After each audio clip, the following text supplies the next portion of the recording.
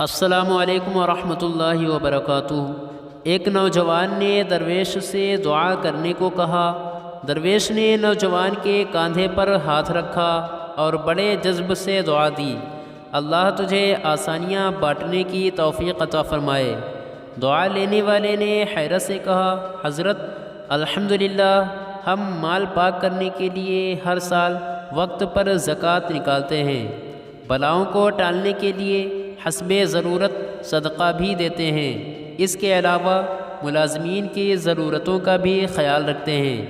ہمارے کام والی کا ایک بچہ ہے جس کی تعلیم کا خرچہ ہم نے اٹھا رکھا ہے۔ اللہ کی توفیق سے ہم تو کافی آسانیاں بانٹ چکے ہیں۔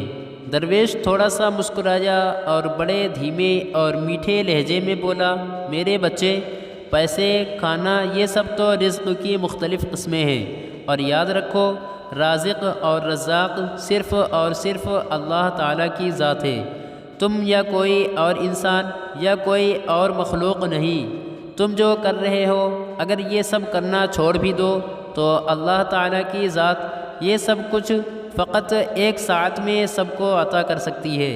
اگر تم یہ کر رہے ہو تو اپنے اشرف المخلوقات ہونے کی ذمہ داری ادا کر رہے ہو۔ درویش نے نرمی سے اس کا ہاتھ اپنے ہاتھوں میں لے لیا اور پھر بولا، میرے بچے، آؤ میں تمہیں سمجھاؤں کہ آسانیاں بانٹنا کسے کہتے ہیں۔ کبھی کسی اداس اور مایوس انسان کے کندھے پر ہاتھ رکھ کر پیشانی پر کوئی شکن لائے بغیر 1 گھنٹہ اس کی لمبی اور بے مقصد بات سننا آسانی ہے۔ اپنی ضمانت پر کسی بیوہ کی جوان بیٹی کے رشتے کے لیے سنجیدگی سے تگ و دو رہنا آسانی ہے۔ صبح دفتر جاتے ہوئے اپنے بچوں کے ساتھ محلے کے کسی یتیم بچے کی اسکول لے جانے کی ذمہ داری لینا یہ آسانی ہے۔ اگر تم کسی گھر کے داماد یا بہنوئی ہو تو خود کو سسرال میں خاص اور افضل نہ سمجھنا یہ بھی آسانی ہے۔ غصے میں بپھرے کسی آدمی کی کڑوی، کسیلی اور غلط بات کو نرمی سے برداشت کرنا یہ بھی آسانی ہے۔ چائے کے کھوکھے والے کو اوئے کہہ کر بلانے کی بجائے بھائی یا بیٹا کہہ کر بلانا یہ بھی آسانی ہے۔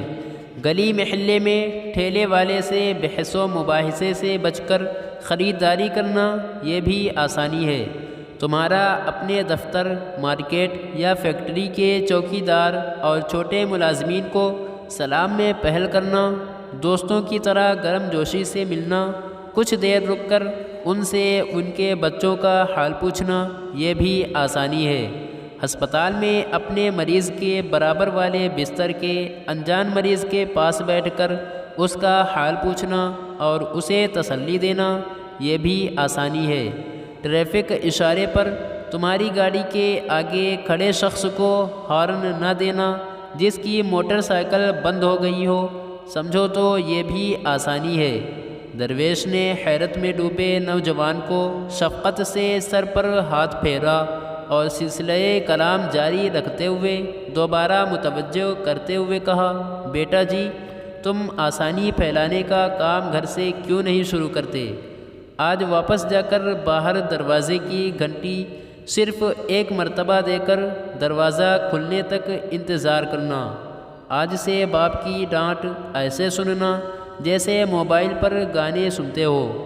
آج سے ماں کی پہلی آواز پر جہاں کہیں ہو فوراً ان کے پاس پہنچ جایا کرنا۔ اب انہیں تمہیں دوسری آواز دینے کی نوبت نہ آئے۔ آئندہ سے بیوی کی غلطی پر سب کے سامنے اس کو ڈانٹ ڈپٹ مت کرنا۔ سالن اچھا نہ لگے تو دسترخوان پر حرف شکایت بلند نہ کرنا۔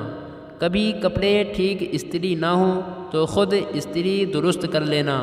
میرے بیٹے، ایک بات یاد رکھنا، زندگی تمہاری محتاج نہیں، تم زندگی کے محتاج ہو۔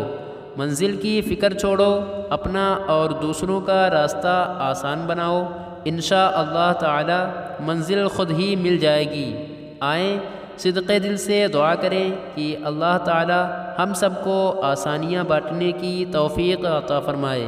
آمین ثم آمین یا رب العالمین۔ سب دوست ایک بار درود شریف پڑھ لیں۔ ایک بار درود شریف پڑھنے سے اللہ تعالیٰ 10 مرتبہ رحمت فرماتا ہے۔ مزید اچھی ویڈیوز کے لیے لائک، شیئر، کامنٹ اور سبسکرائب ضرور کریں۔ شکریہ۔